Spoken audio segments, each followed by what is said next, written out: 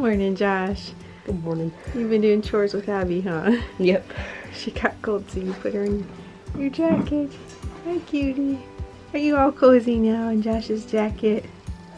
Thanks for taking her. You're welcome. Unzip it now. Morning, Nadie. You all Morning. cuddled by the fire here? Yep. Trying to get warmed up before doing chores? Yep. Had a little frost again last night, huh? Yep.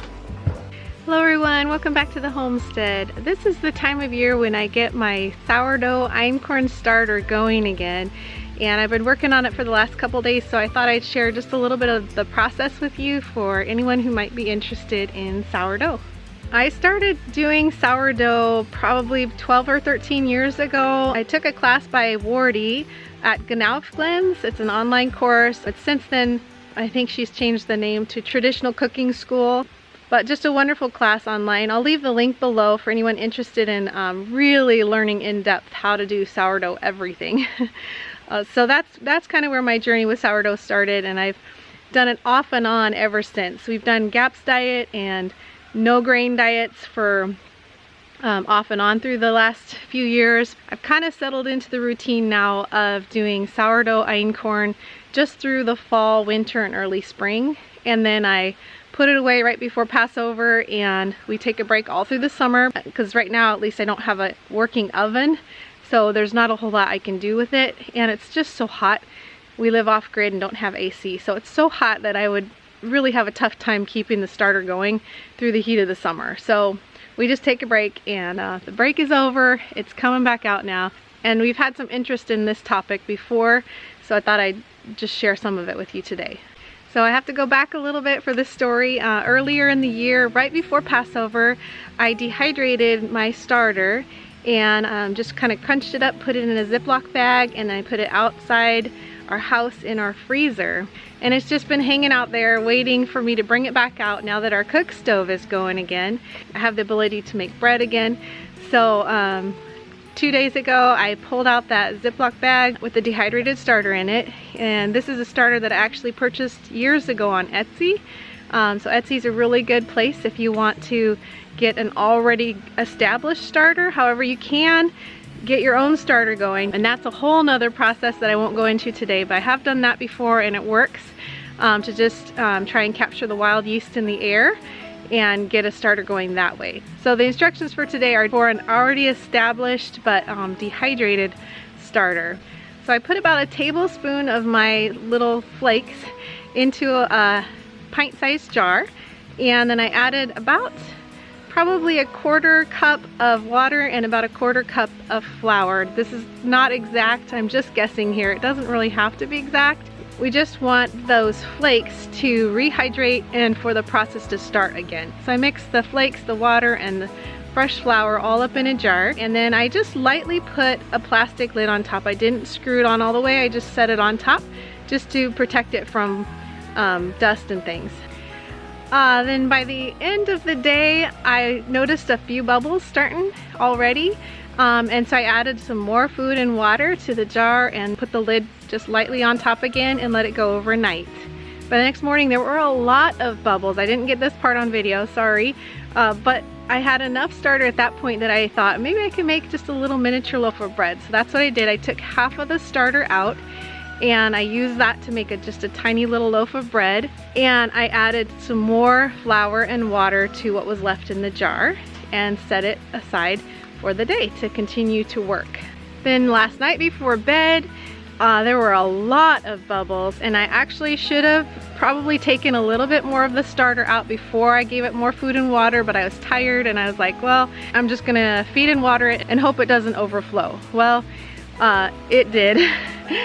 So this morning, I could tell the whole thing had bubbled over through the night, which is actually really good. It means it's active again and it's ready to start making lots of delicious things out of. So I'm really thankful I didn't screw on the lid tightly. I just left it loose, and so that way it could bubble over, no problem. Sometimes that happens.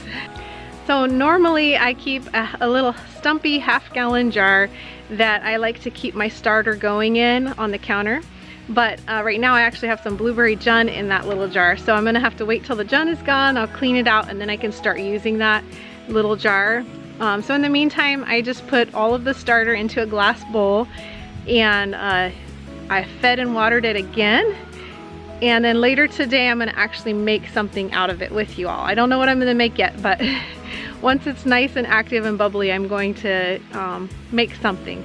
So real quick on the amounts of food and water, and I say food meaning flour, the flour and water amounts for feeding sourdough, some people get very, very precise with it and they do exact measurements.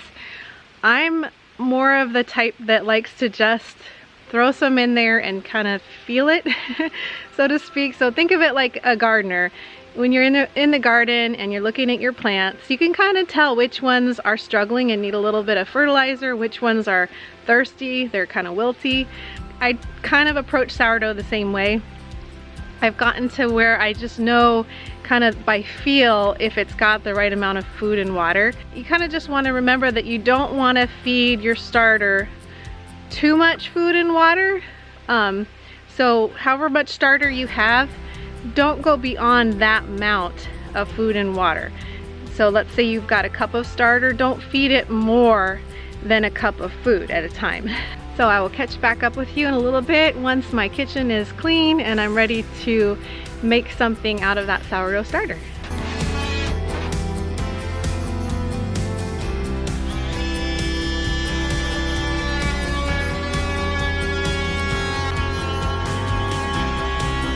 Okay guys, I just checked the starter. It's been sitting for about 3 hours now and it's not quite as active as I would like it to be able to make something out of it. I think I'm gonna just make a loaf of bread.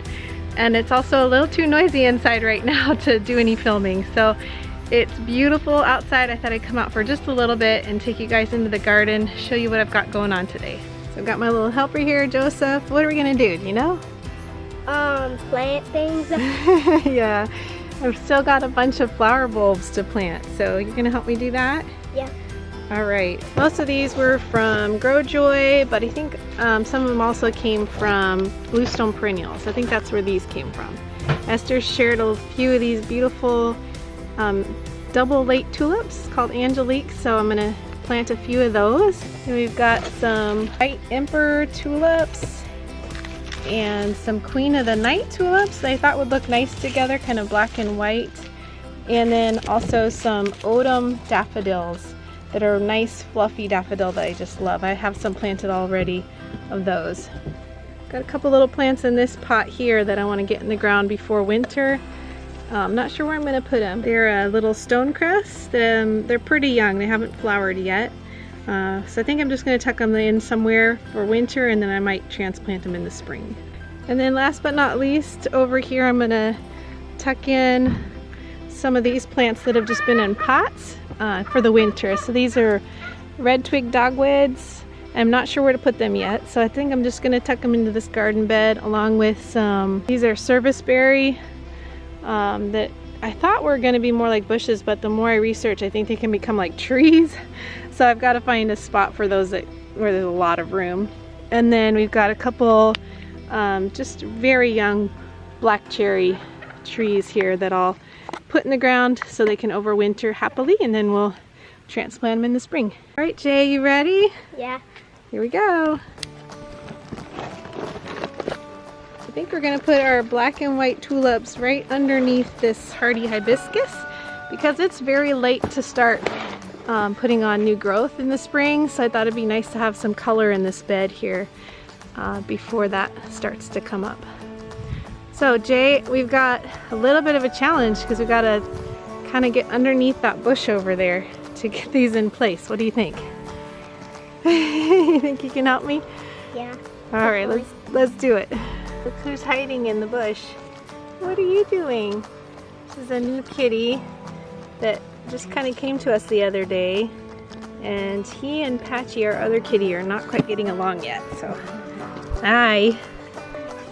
All right. Yeah, you go on. You go on now, kitty, so we can plant, okay? Bye-bye. It's like, no. No, more attention, please. All right, so we do have a bit of columbine that we have to work around that I had also planted in here, and that does come up fairly early in the spring. So it's gonna be a little tricky to figure out where to put these bulbs. All right, so here we go. I'm gonna just kind of put these on the ground back in here a little bit, and Jay's gonna dig the hole and plant them in. And the soil should be pretty soft. We want it to go about 6 inches down. Is it pretty soft? Mm-hmm. So about that deep? Yeah. And remember which side you put up? The pointy end up, huh? Yep. All right, so stick it down in there, nice and deep. Good. Carry it in. And I think before we do any more, I'm just kind of gonna place them in here to get a feel for how it looks, and then you can bury them in. Okay. And I think I'm gonna just do them on the side, on the house side of this bush, so that we can see them better. Kitty, this cat just craves attention, don't you? You need to figure out where your home was, huh? So you can go home. Alright, so we've kind of got them laid out about 6 inches apart or so. Kitty is not helping. There's not a whole lot of them, but over the years as they multiply, we can spread them around or just keep adding more each year. This is kind of my birthday present every year, is to get bulbs, flower bulbs, and plant them a little bit deeper. Ooh. Push it all the way down in there. There we go. Doing a great job, Jay. Thank you for helping. It's hard to keep the dirt from falling in over, huh? To get it in there. Just a few more. Yay. Okay, now we're gonna do the autumn daffodils. And I actually got these because I'm hoping to eventually do an all-white garden, but the area I want to do that in is not ready yet. I'm hoping it's going to be over at the base of our tank tower, but we have to get that redone. It's got to be stuccoed, and then we have cement going in over there. So for now, I'm just going to put these daffodils in kind of a new perennial flower bed here. It's very full. I've got a lot of plants starting in here, but Jay thinks that we can tuck them in. So we're going to try and tuck them into this little bed in between all the perennial flowers. And then once the white garden area is ready, we can transplant them over to that space. So there's just 5 of them. I think we can put one about there. We do have a plant coming up there, but I think we have room in between. We can put one there. Maybe here. Over there. Where should the last one go, Jay? Maybe over on the other side? Yeah, maybe right here. Alright, maybe right here. Or maybe against the tree more, since it's going to be tall and we've got some short plants in the front here. Sure. Okay, so there you go. Oh, there's a rock right there. Oh, is there a rock? Okay, well, maybe let's try over this side. How about right there? The soil's a little harder over here. You did it. Yeah, good job. Way to persevere. We got pretty good soil about 2 or 3 inches deep on this bed, but then after that we hit some pretty hard rocky clay soil, but we got them in, huh? Yay. All right, now we're gonna do these pink tulips. I think in this bed right off the patio here. Right now we've got our Mexican sour gherkins, but in the springtime we've got some candy tuft that will come back, and maybe a few like little Johnny jump ups. So I think we'll just plant these just right along the center back edge of this bed. And I think I'm also going to mix in the last of the white tulips. That will look pretty. I don't know if they'll bloom at the same time, but if so, that'll look pretty having the white and the pink tulips in here. All right, so we've laid them all out kind of in a little row. It's hard to see, but they're in there. We're gonna plant them down in now. This soil's not too bad, huh, Jay? Yep. Should be easy. I'm just trying to get this stuff away. Uh-huh. Excuse me, Mama. What's Is there any dried mango? No, we're all out of dried mango right now. Are you ready for lunch? We'll have lunch soon, okay? Now I'm gonna plant these fragrant Persian stonecrest plants kind of just at the end of one of our annual beds here. I've been establishing perennial herbs and flowers along the ends of all these annual garden beds. And I'm still kind of shifting things around right now. This is just an area that has a whole bunch of random stuff. So I'm just going to put it in the random spot here, and in the spring probably move it around to a different location. This has a really good root system on it. There's 2 plants in here and they are rooted really well. Look at this. Wow, quite the root system. That is amazing. Mama, then can I put some of this around? I definitely need a deeper hole for this one.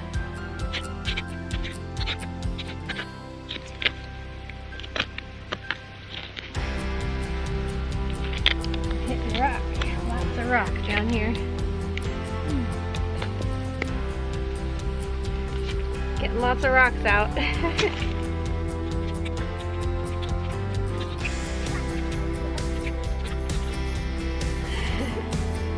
Alright, we got them in the ground. Biddle's adding a little bit more soil around them just to tuck them in for the winter.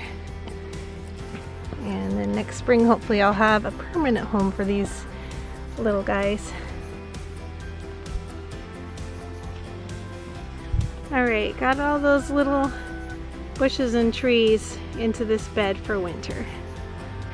So now it's time to get back inside, figure out lunch, and make something with that sourdough starter. Probably a loaf of bread. Esther's working on some tuna salad. Probably get some kale from the garden to add to the lettuce. We've got some tomatoes, a few left. It's almost too cold, but still have a few tomatoes from the garden. Okay. And we'll cut up some pickles and have a yummy salad. Probably have chips on the side, huh? Yep. Thanks, Esther. You're welcome. Nice thing about this cooler weather is there's not as many bugs on the kale. So that's a blessing. This one's not undercover. There's a little bit of bug damage, but not too much. And it's just gonna get better and better as it gets cooler.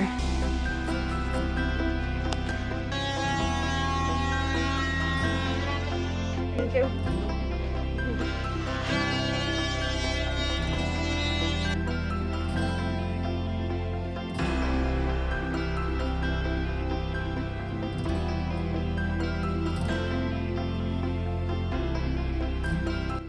Okay guys, my starter is nice and active now, so I'm going to go ahead and make 1 loaf of bread.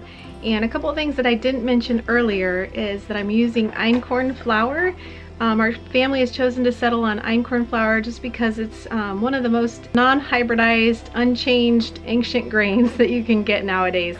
And it has a completely different gluten structure and gluten amount, and so our digestive systems just seem to handle it a lot better. Also, I just briefly mentioned about feeding the starter. I usually feed my starter in the morning and then right before bed. And you want to give your starter about the same amount of flour and water. Not exactly. Sometimes it'll be a little thirstier and sometimes it'll want a little bit more flour. It just really kind of depends on your situation. For example, right now we have our cook stove going and it just sucks all the moisture out of the air. So my starter may need a little bit more water than flour. But if your home is not as dry, then it's probably gonna want a little bit more flour. So you just kind of have to get a feel for what that starter should look like once you've fed and watered it. There's a consistency to it. It shouldn't be runny like syrup, but it shouldn't be as thick as a pancake batter either, kind of in between that. So you just have to kind of experiment and get a feel for that consistency. And then one of the most important things to remember with a sourdough starter is that you never want to use the whole starter. You always have to save some back. So when you go to use it, make sure that you always hold some back and immediately feed and water it right after you've taken from the starter to make something. One thing I really like to do pretty regularly is every Friday I will put my starter away into our cold box and just not do anything with it over the weekend. I kind of take a break from it, and then early in the week I'll pull it back out and get it going again. So you can just stick your starter into your refrigerator or into cold storage and it'll just be happy there. The cold temperature slows everything down and it won't have to be fed and watered. Depending on the temperature of your refrigerator will determine how long you can leave it there without feeding or watering it. A starter will probably be happy in the refrigerator for at least a few days, potentially even up to a week. I know there's also what's called a dry starter that a lot of people use, and that allows you to store it in your refrigerator for even longer periods of time. I've never tried that method, but that's something that you could try if you only want to pull out your sourdough starter and use it like once a week or every 2 weeks. Okay, so I pulled out a little bit of my starter and I went ahead and fed and watered it. And now I'm just gonna let that continue in this jar. Just loosely put the lid on it, and I'm gonna put it back up in our windowsill here and just let that hang out until I'm ready to feed it. I'll probably feed and water it again before bed. It's now just a little bit afternoon, so it should be happy there until bedtime. I'll feed and water it and then check it again in the morning. And I've left behind about 3 cups of starter in the bowl here. To that I'm gonna add about a cup of water, about a 1/4 cup of olive oil. You could use any kind of fat, but I'm going to use olive oil today. About a tablespoon of salt, and then 5 or 6 cups of einkorn flour. And we will just have to experiment and see how much we need to get it to the texture we want. So I'm going to mix all those ingredients together. I'm only going to put probably 5 cups of flour in to start, and then I'm going to actually just let it sit for about a half an hour. You don't really want to knead einkorn, which is actually pretty nice. It likes to just sit and rest.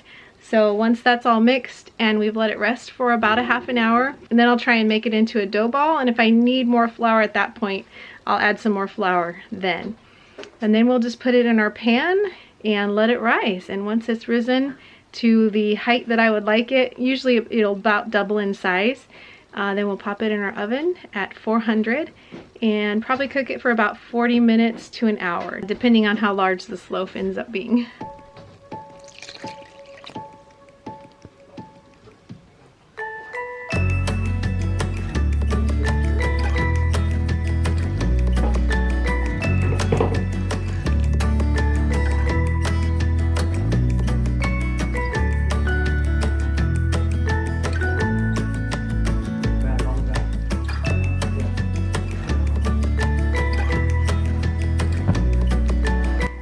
I think that's good. It's still quite sticky. If I picked it up, it would probably stick to me quite a bit right now, but that's okay because it's actually going to dry up a little bit as it sits.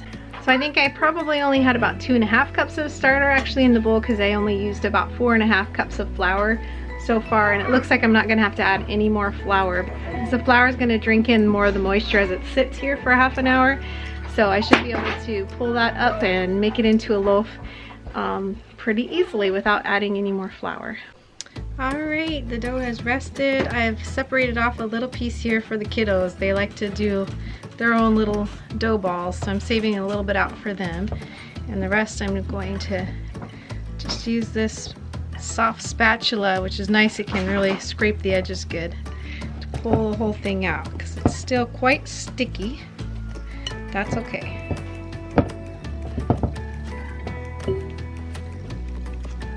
Go. Alright, so I put it into parchment lined baking stone. You don't have to use parchment, but I just like to use it because it makes it really nice for pulling out to cool when it's all done. I'm just going to score it. This allows it to rise nicely. And I'm going to put it up here on our cook stove warmer on a pot holder. And cover it to keep the dust off because it gets so dusty up here so fast. And the reason I'm putting it on the warmer is so that it'll rise a little bit faster. Ideally, it's good to let the bread rise for about 8 hours, but I want to get it baked before I have to go to bed tonight. It's a little after 2 o'clock. So having a little bit of extra warmth will help it to rise fast enough for me to be able to get it baked before going to bed tonight. Esther, Joseph, Bill.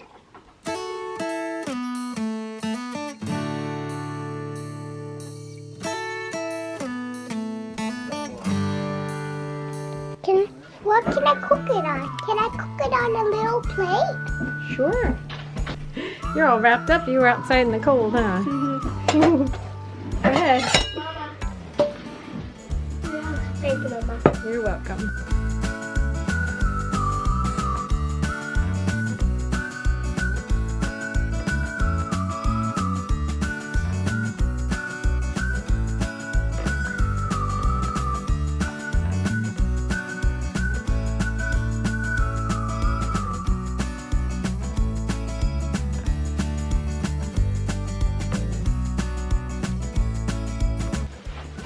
Be careful.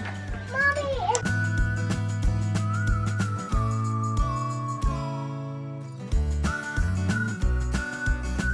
What do you think of those? Does that look like fun? yeah. I think they'll probably share with you. You want a piece?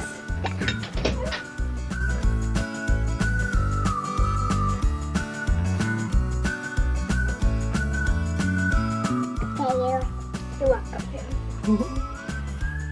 Like it? Is that hot? Careful, hot. Family. Is it yummy? Family.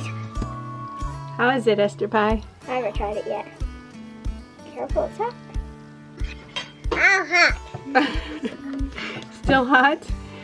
Be careful. Is it good, Esther Pie? Mm-hmm. Good. Mama, Esther. Mama.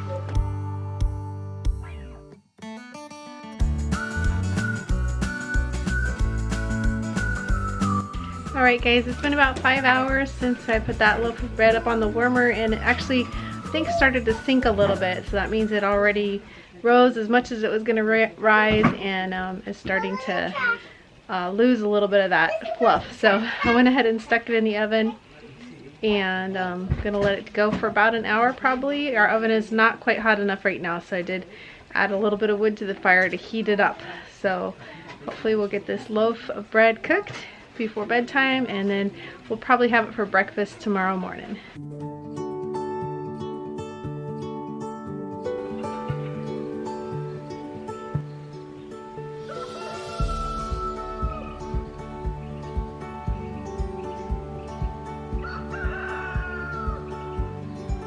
Alright guys, it is the next morning and everyone is really excited to have homemade bread again. I am as well.